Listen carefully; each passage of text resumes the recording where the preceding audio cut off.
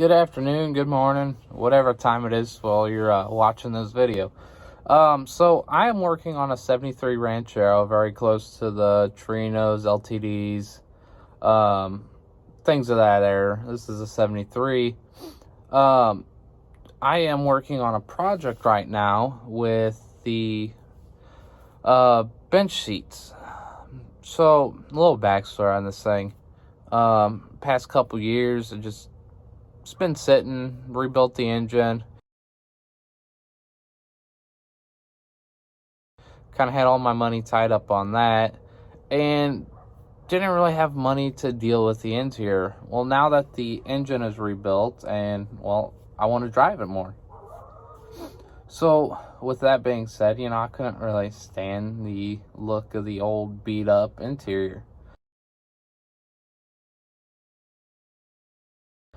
So I started weighing my options as far as redoing the bench seat. You got to remember, if you can find them. They're kind of hard to find, but you can find factory reproduction or aftermarket reproduction bench seats, covers, which run you about $350, depending on whether you have a single split or a single back or a split back bench seat. And then the other issue I had was a couple of my Zigger springs were broken and the foam was broke down. So in order to actually fix it all would have cost me probably $500 easy, So I come up with the idea of putting bucket seats, and that's kind of always what I wanted. So I went ahead and put bucket seats in it. Now, there's modifications you have to do.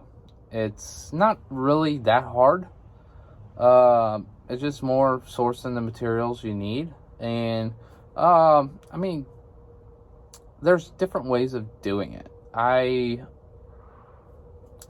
wanted to try being as safe as possible when I can do it, because these old vehicles aren't the safest to begin with, if you do get in a wreck. So I want it to be as safe as humanly possible as I can make it.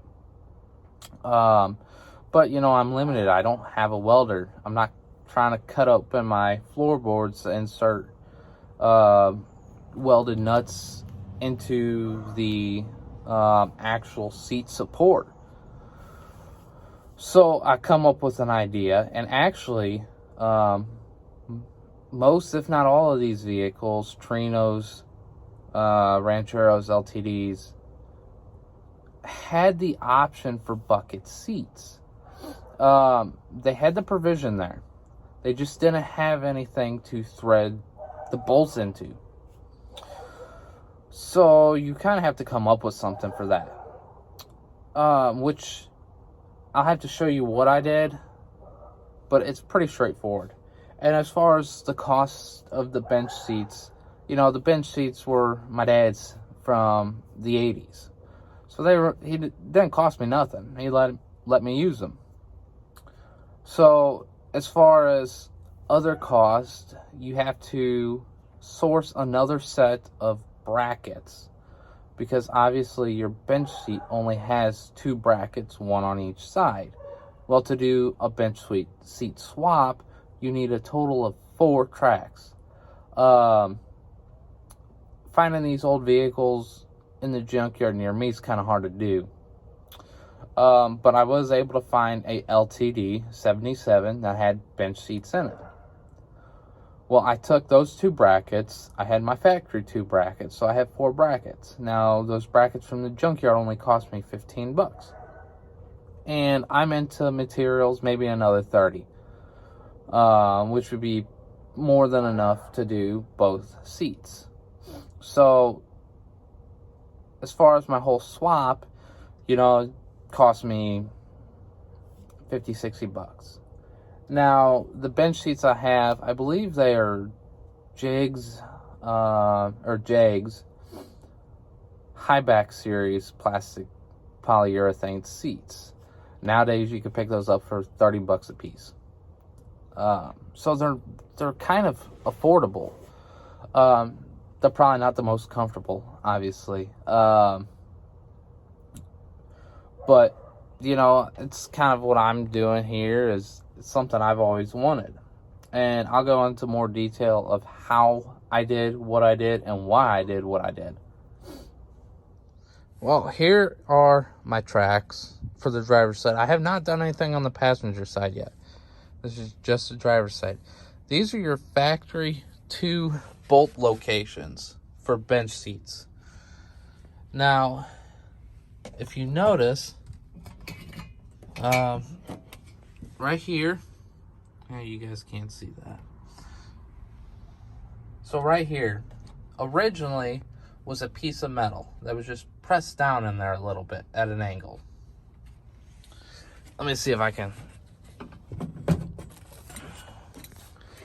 So something similar to that.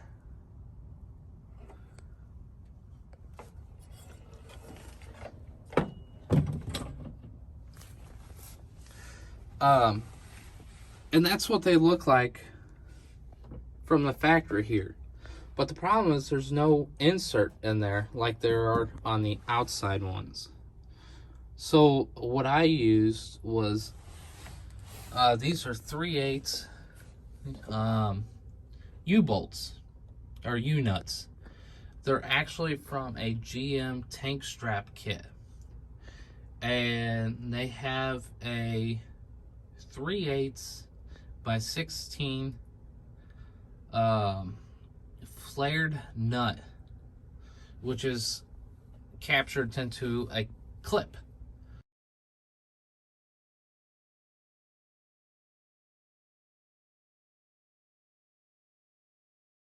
So pretty safe in my opinion. You know, you'll have to do your own research and do your judgment on that.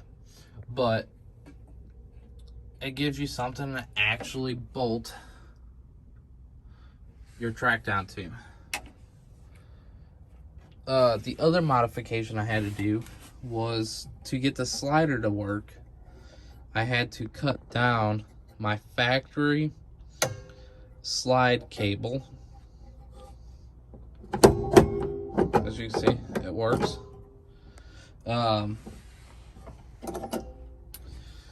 So I just cut it down and put a loop on there.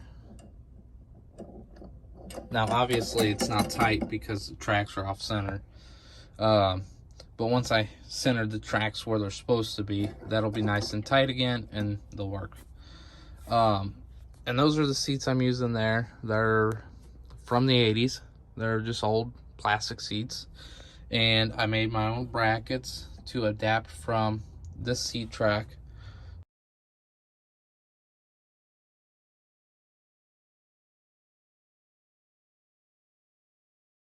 to the bolt pattern that's actually on those seats. And for that I used 3/16 3-inch flat steel, and I'll try inserting a couple photos of what that looks like. And here's the back side of the seat, and this is the plate steel I used. And really, it's 4 holes. From here to here is like 12 and a half inches, and from here to here I think it's 13 inches.